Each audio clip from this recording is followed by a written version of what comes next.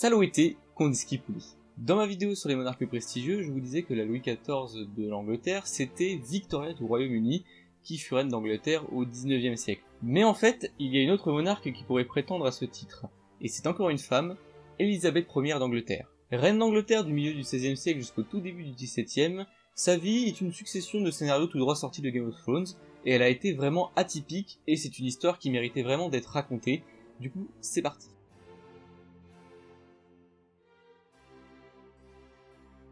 Avant de vous parler d'Élisabeth et de son règne, il faut d'abord un petit peu parler de ce qui s'est passé avant celui-ci. Souvent, la contextualisation elle aide à mieux comprendre ce qui a pu se passer après, et pour le cas d'Élisabeth, c'est vraiment marrant, d'ailleurs vous allez voir que l'expression « on ne choisit pas sa famille » prend tout son sens. Quand Élisabeth voit le jour en 1533, c'est son père Henri VIII qui est sur le trône, et Henri VIII, c'est vraiment un roi pas comme les autres. J'insiste, franchement, vous n'êtes pas prêts. Pour vous donner une idée, le mec est roi d'Angleterre en même temps que François Ier en France ou Charles Quint en Espagne, donc je peux vous dire que pour tirer son épingle du jeu en Europe, il faut avoir du cran. Et le cran, Henri VIII, il en a, et il trouve rien de mieux à faire que de créer sa propre église, l'anglicanisme. Et là vous allez me dire, oui d'accord, mais pourquoi en fait? Parce qu'Henri VIII, il a aucune envie d'être gouverné religieusement par le pape, et il a envie de se marier et de répudier ses épouses comme bon lui semble. C'est donc pour ça qu'il crée sa religion, l'anglicanisme, et qu'il s'autoproclame chef de cette église. Bon, en fait, l'anglicanisme, c'est une branche du protestantisme, mais en Angleterre. Je rappelle, on est au XVIe siècle, et le protestantisme vient d'apparaître en Europe. Il faut savoir aussi que derrière cette idée, Henri VIII, il avait surtout envie d'avoir un héritier mâle. En fait, sa dynastie, la maison Tudor, elle est sur le trône d'Angleterre seulement depuis son père, Henri VII. Et Henri VIII, la seule chose qu'il a envie, c'est que sa dynastie se perpétue. Et c'est donc pour ça qu'il répudie sa première femme, Catherine d'Aragon, et qu'avec sa deuxième épouse, Anne Boleyn, il a Élisabeth. Bon voilà, je vous cache pas que en ce moment-là en Europe c'est très mal vu de répudier son épouse, mais le bougre il en a rien à faire, et il aura en tout 6 femmes. Et là vous allez me dire, oui bon, il se marie, il est répudie, il fait un peu comme il veut, mais au final c'est pas grave, quoi. Et j'ai envie de vous dire, ça va de soi. Sauf que parmi ses 6 épouses, il divorcera avec 2 d'entre elles, une mourra en couche, et pour les 2 dernières, plutôt que s'embêter à divorcer avec elles, il s'arrange pour les accuser d'adultère et les faire décapiter. Et je vous le donne en mille, Anne Boleyn, la mère d'Élisabeth, elle fera partie de ces 2 reines qui se feront décapiter par Henri VIII. Donc voilà, grosse ambiance à la maison, le père fait décapiter la mère, voilà, j'ai envie de dire avec un brin d'optimisme que heureusement qu'elle n'avait que 3 ans à ce moment-là. Bref, Henri VIII, il règne d'une main de fer sur l'Angleterre, il se fait au passage excommunier par le pape, je pense que je ne vous apprends rien en disant ça. Excommunier, je rappelle, c'est se faire virer de l'église catholique. Puis arrive 1547, année où Henri VIII meurt, laissant derrière lui 3 héritiers, l'aîné Marie, qu'il a eu avec sa première femme Catherine d'Aragon, Élisabeth et Édouard. Normalement c'est à Marie de monter sur le trône, il n'y a pas de loi salique en Angleterre qui impose le trône à un homme, donc Marie en tant qu'aînée est censée monter sur le trône. Sauf que, Marie, sa mère ayant été répudiée par Henri VIII, elle est déclarée illégitime, du coup c'est pas grave, on va se dire on va donner le trône à Élisabeth, sauf que non, Élisabeth, sa mère s'est fait accuser d'adultère, elle s'est fait décapiter, elle est aussi illégitime. Et donc le trône revient au petit Édouard qui est âgé de 9 ans seulement au moment où il monte sur le trône. Bon voilà, Édouard il a la chance d'avoir une mère qui est morte seulement en lui donnant naissance, donc au moins ça ne le rend pas illégitime sur le trône. Bon du coup Édouard, il est de santé fragile, il tombe beaucoup malade, et il règne pas longtemps sur le trône, il meurt très vite. Et à sa mort, c'est toujours à Marie de lui succéder, mais encore une fois, elle est toujours illégitime, et du coup, elle ne peut pas. Mais bon, voilà, elle est saoulée, elle forme un complot, et elle devient reine d'Angleterre. Elle en profite également pour épouser Philippe II d'Espagne, le monarque le plus puissant d'Europe à ce moment-là, petit détail qui aura son importance sur la suite. 5 ans après son accession au trône, en 1558, Marie décède de maladie, et c'est au tour donc d'Élisabeth de se proclamer reine d'Angleterre sous le nom d'Élisabeth Ier.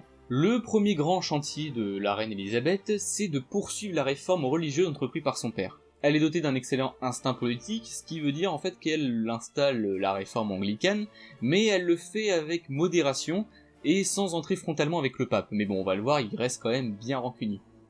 En fait, Élisabeth, les choix de son père, ça va la peser tout au long de ce règne, puisque favorable à la poursuite de la réforme anglicane, les autres monarchies d'Europe, et en particulier les catholiques, appellent sans cesse à l'invasion de son pays.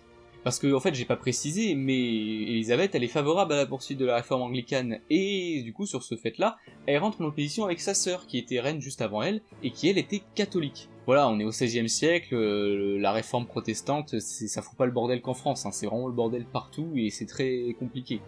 Du coup, il y a beaucoup de complots qui tentent d'assassiner ou de renverser la reine Elisabeth Ier, et parmi ces complots, il y a en particulier sa cousine Marie Stuart, qui est reine d'Écosse et qui est une fervente catholique.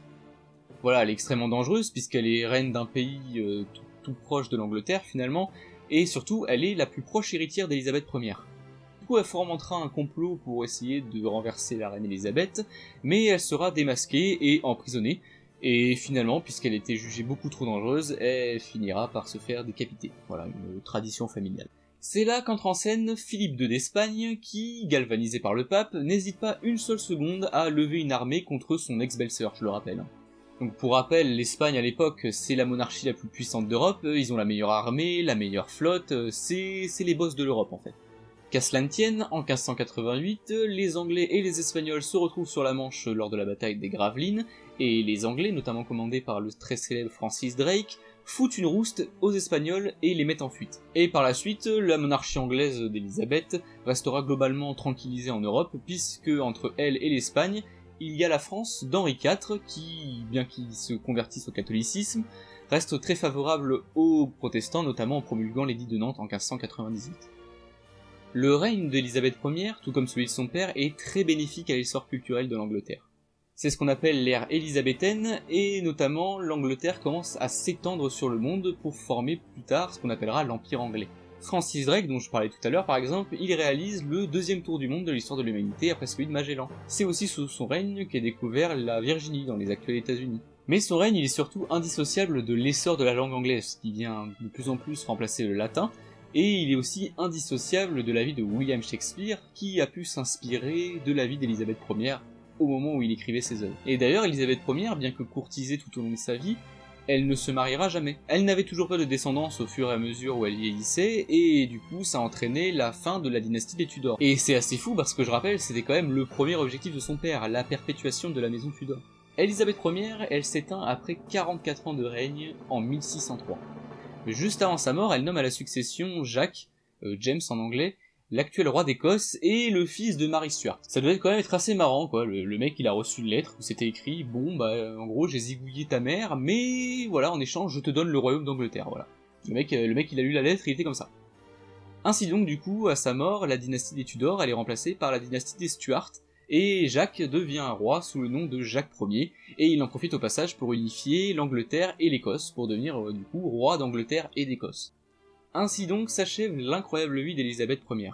Pour la petite anecdote, j'avais entendu il y a longtemps cette histoire sur un épisode de Secret d'Histoire qui lui était dédié, et l'épisode est d'ailleurs disponible sur YouTube, et je vous mets un petit lien si jamais vous voulez aller voir. J'espère que cette vidéo vous a plu, si c'est le cas, n'hésitez pas à mettre un petit pollice sur Soum, et si ce n'est pas encore fait, vous abonner. La musique du jour, c'était Sarabande de Handel, et quant à moi, je n'ai pas oublié les habitudes romaines, et je vous dis, saluete, undiski puli.